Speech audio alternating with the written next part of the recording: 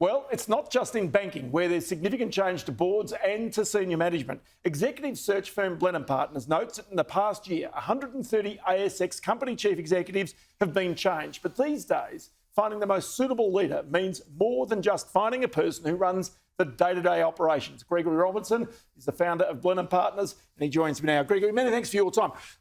Ross, thank you very much. There's big change taking place in corporate Australia, isn't there? Yeah, enormous change. And actually, Ross, the sort of the terminology I use now is the killing season's just upon us. So between here till November, we're going to expect exactly the same thing again. So we've had an enormous turnover in the last 12 to 18 months. Repercussions out of COVID.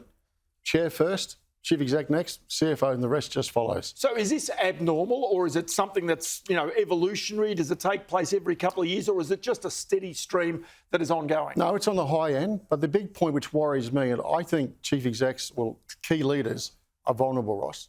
And the reason I say that, as a search firm, executives are calling us back quicker than ever before. The level of curiosity, engagement, breaks with tradition in the sense that if I wanted to target you, Ross, I may call you on a Thursday night. Traditionally, you would call me back Tuesday. Today, you'll call me back by Friday lunchtime. So what's that about, do you think? Something's gone wrong. Something has gone wrong in culture. Something's gone wrong in engagement. Something's gone wrong in loyalty. So in other words, senior executives are more than willing to change. Is that them simply trying to climb the ladder, or is it them trying to find nirvana, trying to find the perfect place to work? A couple of things, I guess. We look at it, Ross. We came out of COVID. Maybe I did the right thing and carried the position and did the best for the company. Maybe I'm fatigued. Yeah. Maybe I saw leadership which I wasn't inspired by, Ross.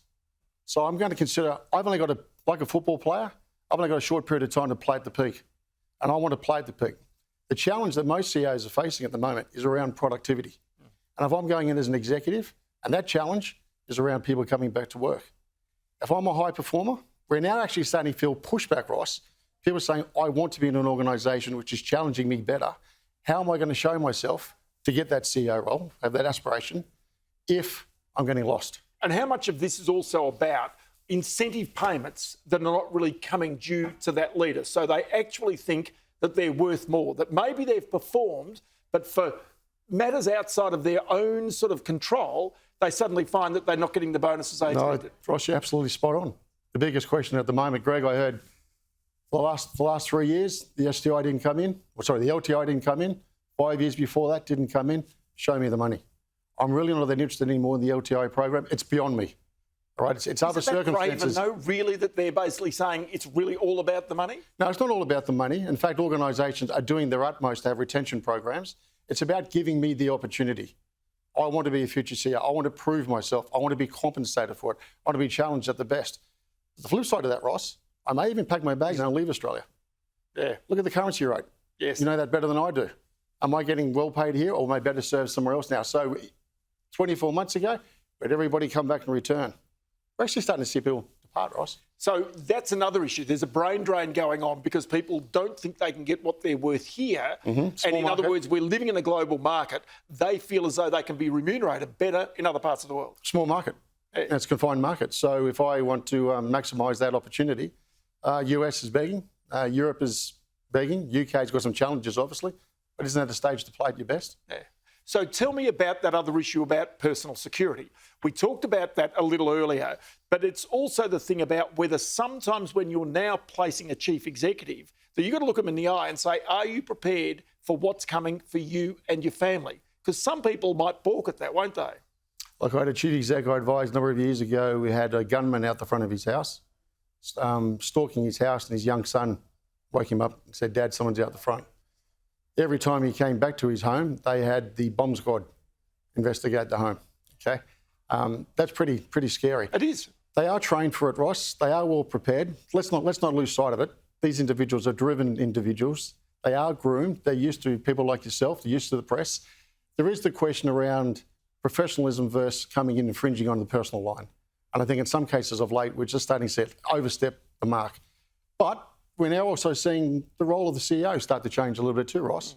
Some CEOs are being fairly forthright on social matters, and as such, they may have, as a result of that, people suggesting or putting out commentary or being activist in a negative way. So in other words, you make themselves bigger targets by some of that social commentary. Don't support it, but there's always that potential. And the reality is, if you are going down that path, with social commentary on behalf of the company, you've got to recognise that there's going to be people in the community who vigorously do not agree with you. Absolutely, but you're putting yourself out there.